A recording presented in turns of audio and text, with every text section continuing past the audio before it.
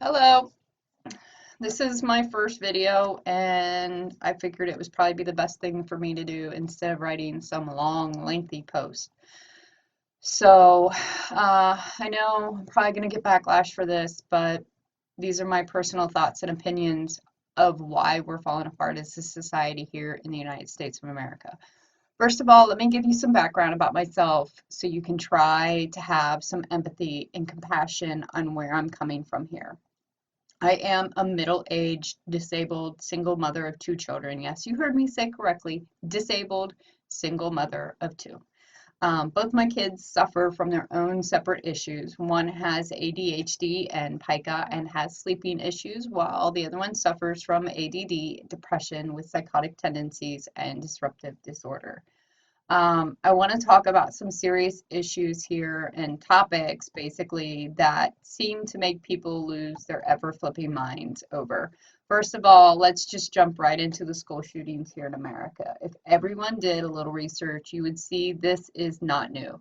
School shootings have been around for a while. The very first school shooting actually happened here in the United States in 1764 in Castle Green, Pennsylvania, resulting in 10 deaths and 2 injuries. It wasn't until the 19th century, which is 1840 to 1890, that school shootings began to happen. In 1840, in Charlottesville, Virginia, where at the University of Virginia, a student shot a professor who died 3 days later from his wounds. During the 19th century, there was a total of 37 shootings, resulting in 31 deaths and 31 plus injuries. In the 20th century, from 1990 or 1900, I'm sorry, to 99, there was 237 school shootings, resulting in 158 deaths and 482 injuries. And so far in the 21st century, 2000 to 2018, we have had 208 school shootings, resulting in 263 deaths, 383 injuries. Now, did you hear about every single school shooting that occurred in the 20th and 21st century? No, of course not.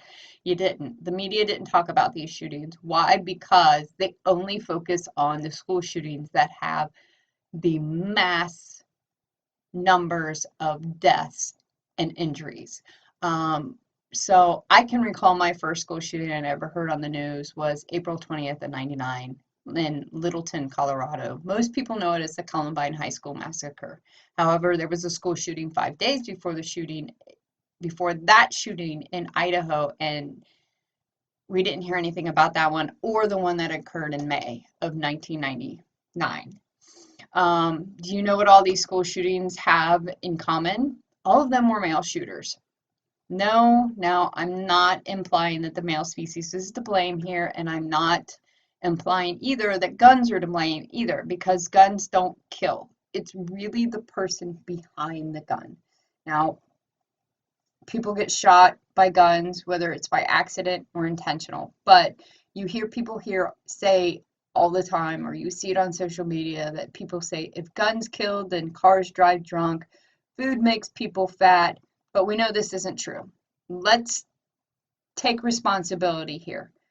We as individuals are responsible for our own actions, whether we do something or not. So what I'm basically saying here is, if I become fat, it's my fault because I made the choice to eat and I overate and I didn't exercise.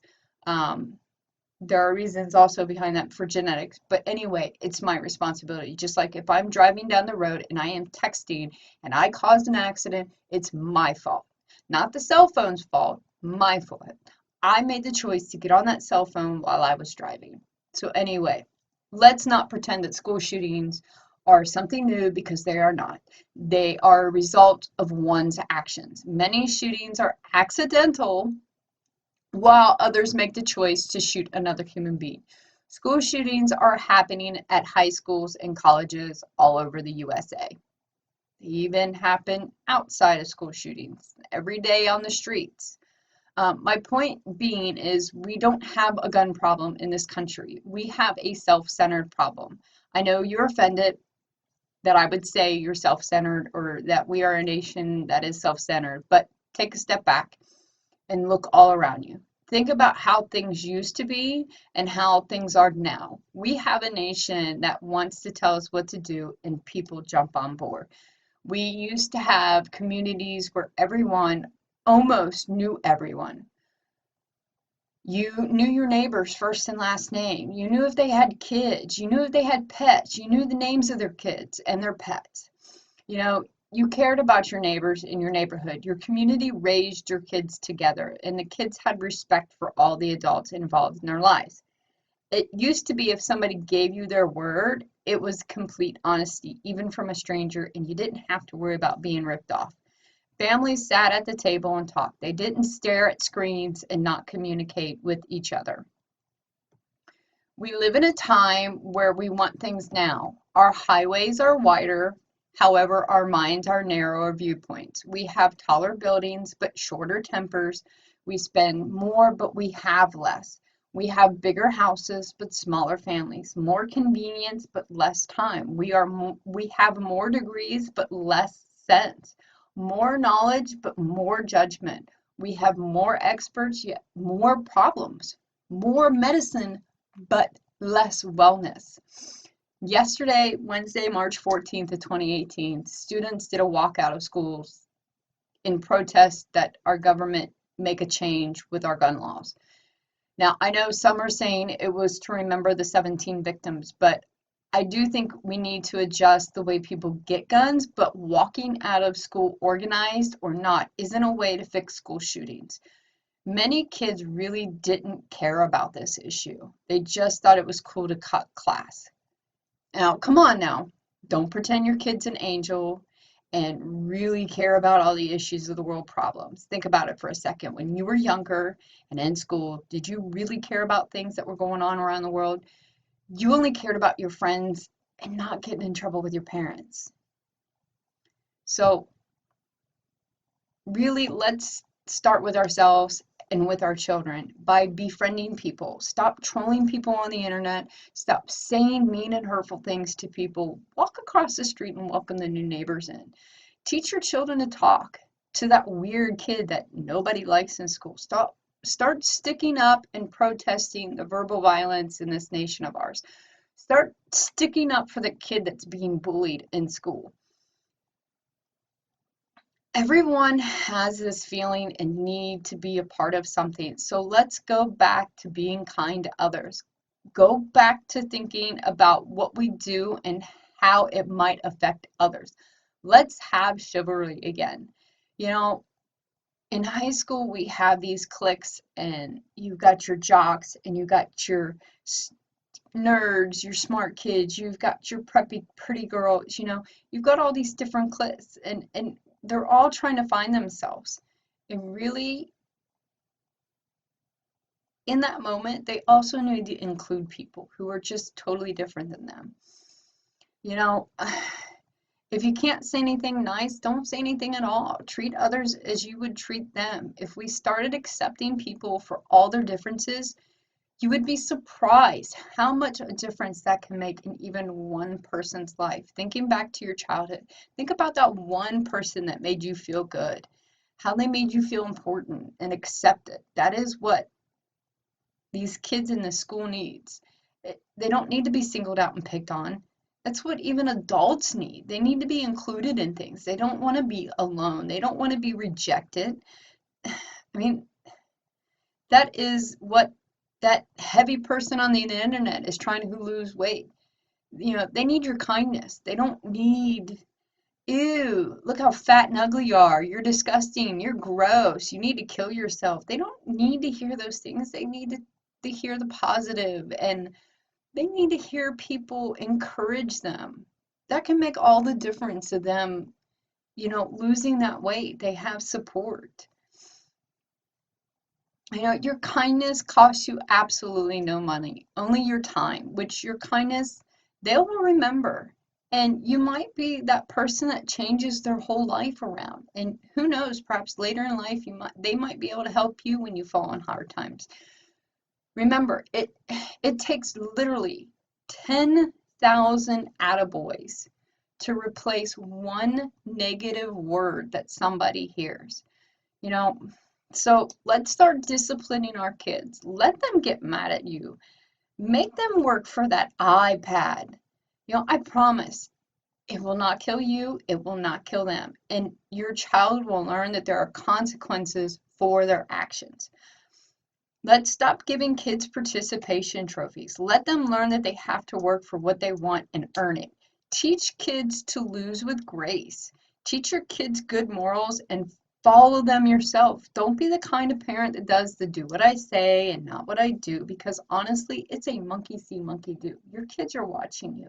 They see you lose your temper. They're going to lose their temper too. And that is part of our issue in this country as well. Everybody seems to have a temper. They cannot control themselves. Yes, we all have a breaking point. We all make mistakes. We are imperfect human beings. My next topic I want to talk about is mental illness. Females are twice as likely to suffer from depression as males. It also has been shown to be hereditary. Depression is a common mental disorder globally. More than 300 million people of all ages suffer from depression. Depression is the leading cause of disability worldwide, and it is a major contributor to the overall global burden of disease. It affects everyone at any age. However, most experience depression around age 13, perhaps due to hormone changes in puberty. About 1 in 25 adults suffer from a serious mental condition that impacts their quality of life. Women are also more likely to seek help for their depression or say that they feel depressed, where men know or aren't sure that whether they're depressed and are less likely to receive help that's needed. I also want to talk about healthcare. So, President Barack Obama's healthcare laws surrounding healthcare contain provisions for mental health treatments. However, the laws have much more room for improvement. Many people are not aware that their insurance policy covers mental health treatment. In 2014, one poll found that 40% of Californians did not understand that their health insurance plans offered mental health care. Some people fall into a coverage gap where their treatment is not available to them. Policymakers struggle to define what an adequate level of mental health treatment is. A lack of funding. The federal government is making efforts to offer funds to mental health care. In early 2014, an appropriate bill made the way for $115 million to go towards mental health initiatives. However, in some parts of the country, mental health resources are still severely lacking. U.S. News and World Report states, quote unquote, according to data from the Department of the Health and Human Services, 55% of U.S. countries which are rural do not have practicing psychiatrists, psychologists, or social workers. We also have no minimum standards for non-drug therapies. A lack of minimum standards creates difficulty when determining whether treatments are both safe and effective. Further, some patients have mental disorders may pass through different systems, such as juvenile justice and other structures that offer mental health services. These groups also do not always coordinate with each other to give the best care possible. The mental health industry needs well-trained clinical mental health counselors who can educate their coworkers and strive to create guidelines for professionals across the industries. Other challenges Mental Health America reports on issues that affect the mental health industry. Some of those issues include the following: fostering cultural competence as Asians, African Americans, Hispanics, Native Americans, the lesbian, gay, bisexual, transgender people may have various mental health needs. Caucasians as well, related to their backgrounds.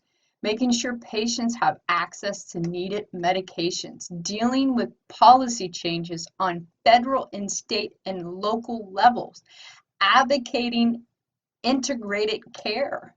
Preventing mental illness.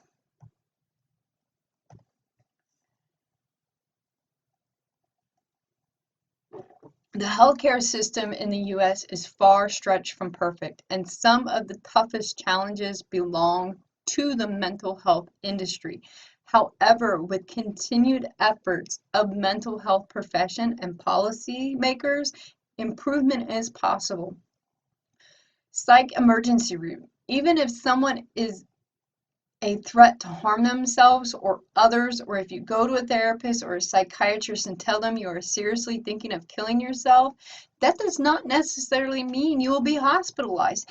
Even if you want to be admitted, hospitals are very strict these days about who they admit, and insurance companies are equally strict about covering a hospital stay, and sometimes places are just full and can't take them in. Some therapists even joke that it's harder to get into a mental hospital than Harvard University. Now, what I'm saying is it should be up to I'm not saying it should be up to our children to take care of other kids who suffer from mental illness, but it should be their jobs to be aware of it and just have sympathy for those who suffer, and it should be the adults' responsibilities, school staff members, parents, as a community. It's our responsibility to make sure that those kids who are suffering feel safe and that they're getting the help that they need. As parents of a kid who suffers from mental illness, I cannot tell you, I have watched and experienced how hard it was to get help for my child. I personally have seen the traditional school settings are not equipped to help and deal with children who suffer from mental illness. And mine is an elementary school. And depending on where you live, help isn't available and you have to travel to get basic care. I've traveled an hour away just for basic counseling, and then an hour back home. How we treat each other is our first line of action that needs to change. How we medicate and diagnose people needs to change. Our gun laws, we cannot, the gun laws we have now can't even be regulated well. So by adding new laws on top of it, it isn't the answer. I'm hearing people want to change it to 21 for people to be able to get a gun as well. Well, if we're going to do that, we have to look at the bigger picture of things. It's just a piece of the puzzle. If we're going to change that to 21, then we're going to have to change sending our children to war at 18 needs to be changed to 21 as well, because they're not able to handle a gun or get a gun until they're 21. So it only seems fair that they go to war at 21. Again, we have to look at the bigger picture things. Sometimes we just can't look at the individual pieces of that puzzle. Talking with your kids about all these pieces. Don't just cherry pick things. Be educated. Don't be ignorant, and talk. Be open-minded about things. Don't have those narrow viewpoints. It can really change how we think as a society. We don't have to agree on things, but we need to treat each other with respect on things. I'm sure I've missed some things here, and it's not easy to remember everything that needs to be discussed or mentioned, but just kind of use common sense. Think about things from different angles.